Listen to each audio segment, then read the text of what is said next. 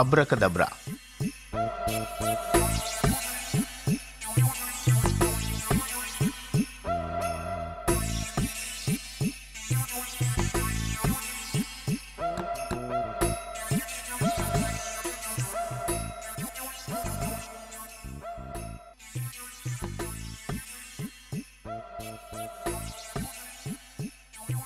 ఒకసారి శ్రీకృష్ణదేవరాయల దర్బారుకి ఒక మంత్రజాలం చేసే మాంత్రికుడు వచ్చాడు.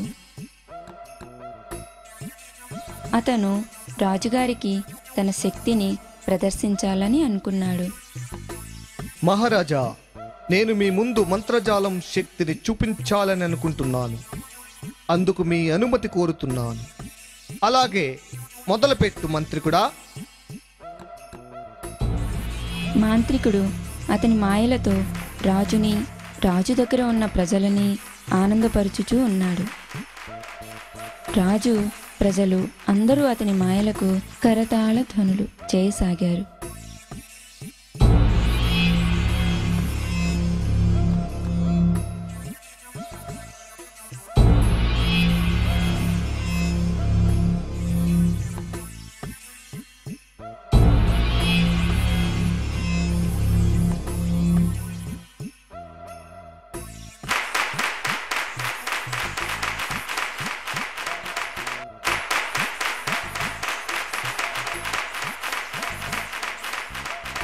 పూజారిని పిల్లవాడిగాను, పిల్లవాడిని పూజారిగాను చేశాడు.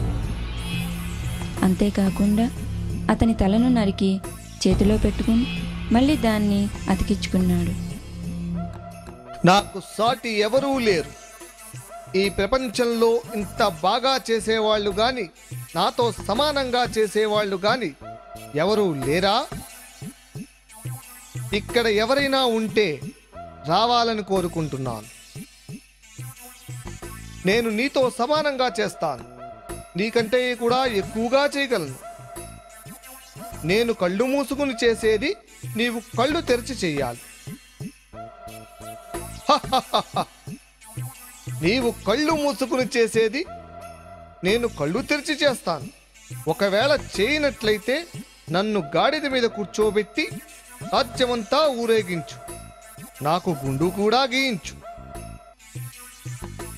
తెనాలి నౌకర్ని పిలిచి ఏదో గుసగుసలాడాడు.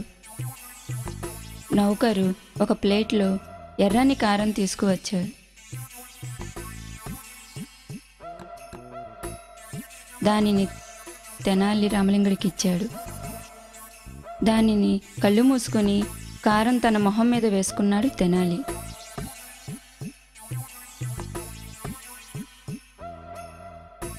తన తక్కువతనాన్ని తలుచుకుని సిగ్గుపడి, నేను ఓడిపోయాను, నన్ను గాడిద మీద ఊరేగించండి. నువ్వు ముందే గాడిద మీద కూర్చున్నావు మాంత్రికుడా. నీ అహంకారమే గాడిద. ముందు దాన్ని వదులు. చూసారా పిల్లలు, ఎప్పుడూ కూడా నీ శక్తిని నువ్వు చాటుకోకు. మంచి కళాకారుడిగా ఉండు. నిజమైన కళాకారుడిగా జీవి.